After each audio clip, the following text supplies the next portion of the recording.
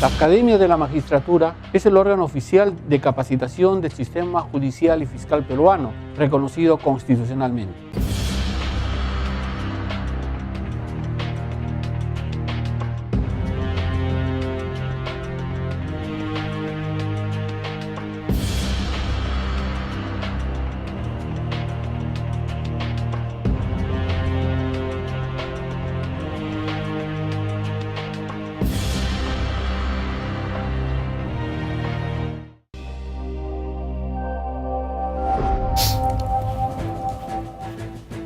Amables televidentes, tengan todos ustedes la más cordial bienvenida a este vuestro programa Referente Jurídico, programa producido por la Academia de la Magistratura de la República del Perú.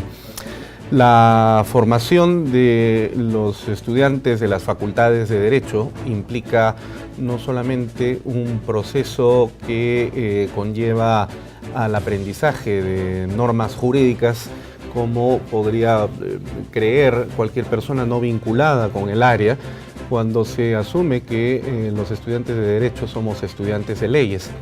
Eso no es así, por cuanto el derecho, como lo hemos explicado ya en algunos otros varios programas anteriores de Referente Jurídico, el derecho, más que simple y llanamente el conjunto de normas que estructuran la vida de una sociedad en un Estado democrático de derecho, es ante todo un fenómeno social.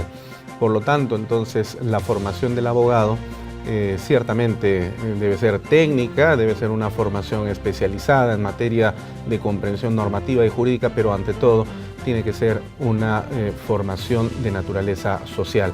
El abogado debe tender a convertirse en un jurista, y el jurista es un científico social. Pero la preocupación nuestra en los tiempos contemporáneos es si es que el sistema educativo en toda su dimensión está cumpliendo con ese rol. Se está formando auténticamente un científico social, a un hombre que va a asumir desde una perspectiva de conocimientos teóricos y prácticos, pero también con dotes cualificados, axiológicos y éticos para poder servir a la sociedad, como lo ha reclamado no solamente en múltiples ocasiones y a través de distintos lenguajes el pueblo peruano, sino también uno de los recientes informes que puso el dedo en la llaga, que es el famoso informe de Luis Pázara. ¿Cómo vamos en esta materia? Ese va a ser el tema que abordaremos el día de hoy, y para estos efectos contamos con la presencia de uno de los más importantes juristas del país, que además también ha destacado como un extraordinario docente universitario, además de ser un reconocido jurista en materia de derecho constitucional y con unas extraordinarias cualidades y dotes pedagógicas. Me estoy refiriendo a la persona del doctor Raúl Chanamé Orbe, a quien damos la más cordial bienvenida a Referente Jurídico. Luis Alberto, muchas gracias por esta gentil invitación, y tú has planteado efectivamente, hay un tema que es un tema de política de Estado, el tema de la formación, la capacitación y la especialización. Recientemente estuvimos en un evento en la ciudad de Panamá analizando el tema de la democracia y la formación. Y se llegó a una conclusión que me parece importante. En los sistemas educativos de América Latina hemos renunciado, por una idea equivocada, hemos renunciado, por ejemplo, en la formación básica al curso de educación cívica. Sí. En América Latina, no solamente en Perú, yo creía que solamente era un problema nacional, peruano, sino es un problema de que la formación se hace como una formación práctica y de efectos inmediatos. Y entonces esta ausencia de una formación cívica que va más allá del himno nacional, va más allá de los símbolos patrios, sino lo que busca educar al niño, al adolescente, en el sentido de comunidad. Los seres humanos no somos seres solitarios. Vivimos, trabajamos, existimos porque convivimos en una comunidad, y la comunidad nos pide tolerancia, nos pide principios de igualdad, nos pide practicar respetos, una serie de valores que son importantes para formar al futuro ciudadano. Así es. ¿No? Sin esos elementos no hay desarrollo. Sin esos elementos es imposible que ingresemos a la OCDE, ¿no? Que es meta de Estado en el Perú para los próximos años. Antes del Bicentenario. Antes del Bicentenario, ¿no? Entonces, requerimos una formación, pero es un tema de cómo identificamos las personas que tenemos capacidad de decisión, los profesores, los docentes, dónde está la madre de los grandes problemas que surgen en nuestros países y que se expresan, pues, en la violencia, en el subdesarrollo y en la ignorancia. Sí, sí, y es que ser ciudadano no implica tener 18 años y el DNI azul o ahora el electrónico, sino todo lo que precisamente tú has planteado. Y bueno, los televidentes han de saber que nuestro invitado el día de hoy, Raúl Chanamé, ha sido decano del Colegio de Abogados de Lima entre los años 2012 y 2013 y también presidente de la Junta de Decanos de Colegios de Abogados del Perú, además de tener una trayectoria académica fenomenal y extraordinaria, y ahora miembro del Pleno del Jurado Nacional de Elecciones, y cuenta además pues con una serie de posgrados realizados en España vinculados a la materia del derecho constitucional y como tal un hombre plenamente humanista, ¿no? Así que entonces esta conversación seguramente va a tender por esa línea.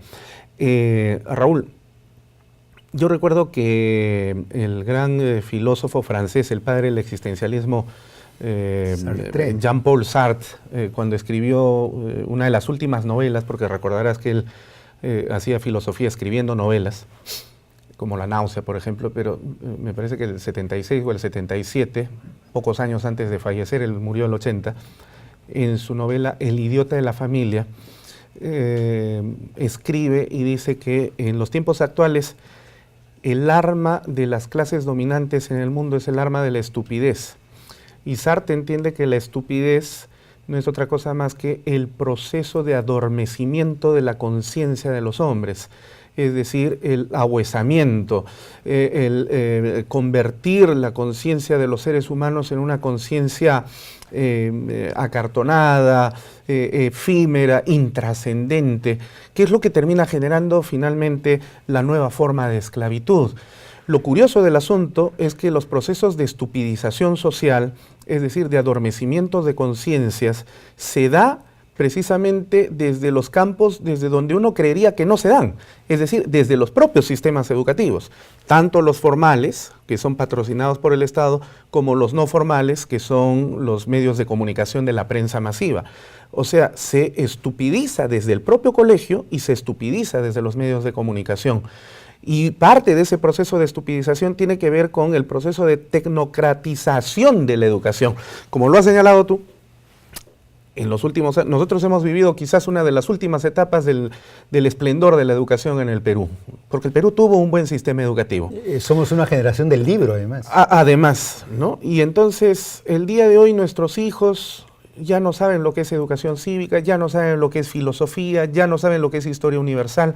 Es decir, se le ha extirpado del alma de la conciencia nacional justamente todo lo valioso, la médula, y solamente ha quedado una cáscara vacía. E incluso la educación de la matemática es una educación tan poco lógica, esto de aprenderse de memoria las fórmulas para pasar el examen, pero sin comprender la estructura epistemológica de la matemática, y entonces el resultado es lo que tenemos el día de hoy. Y eso luego es lo que se recibe en las universidades, y yendo ya al campo del derecho, cuando tenemos que formar, porque tú eres profesor universitario, yo lo soy, y nos encontramos cotidianamente, tanto en pregrado como en posgrado, con chicos que llegan de los colegios, notamos esos vacíos, esos abismos existentes entre la formación educativa de pregrado, de formación básica regular y la universidad. Entonces, ¿cómo se debe dar este proceso de la formación del abogado ahora en el siglo XXI?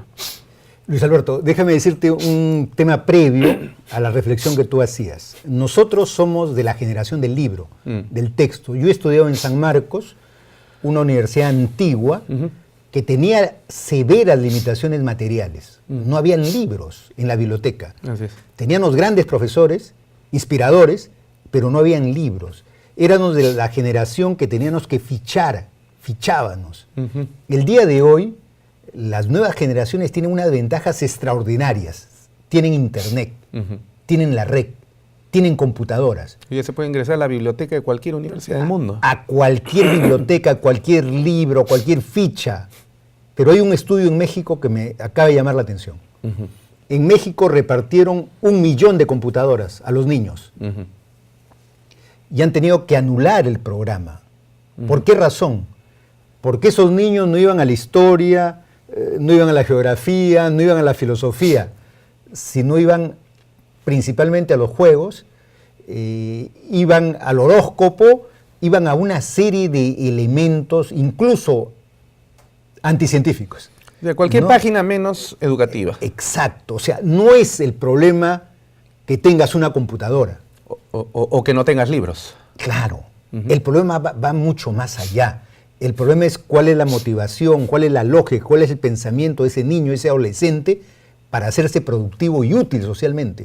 ¿No? Porque ¿de qué me vale que le dé a un niño la computadora de última generación o a un universitario que le dé la computadora de última generación para que él esté mirando el horóscopo? Claro. Entonces es la negación de todo el avance científico, ¿no? Y hoy día nos vemos en esa crisis porque Internet en el 90% es usada para entretenimiento, para cosas ilícitas o un porcentaje para ver pornografía. Exacto. ¿No? Y entonces, ¿para qué hemos avanzado en la ciencia? Para eso, esa es la conclusión. Entonces, diríamos, aquel que inventó la red, o sea, para eso no fue el invento. ¿No? Entonces, si eso lo reproducimos en la escala universitaria, vamos a encontrar los severos déficits para encaminar la educación. Porque hoy día lo que hay que darle al niño, al adolescente y al universitario son métodos y sistemas eficaces para razonar las cosas. Y la educación, que en algunos casos es eminentemente práctica o procedimentalista, no apunta al primer tema. Ese es el kit del asunto, a juicio nuestro. ¿Cuál debe ser el perfil del abogado, entonces, en estos tiempos modernos? Sí, ¿cómo hacer un perfil del abogado? Hoy día tenemos, en este momento, más de 100.000 abogados en el Perú. Más de 100.000 abogados. Y la mayor concentración está acá en Lima, ¿verdad? La mayor concentración en Lima. El Colegio de Abogados de Lima tiene más de 70.000 agremiados y donde nosotros cuando fuimos decanos hicimos una encuesta. ¿Cuál es el problema básico del abogado? Y la respuesta en el 80% fue especialización.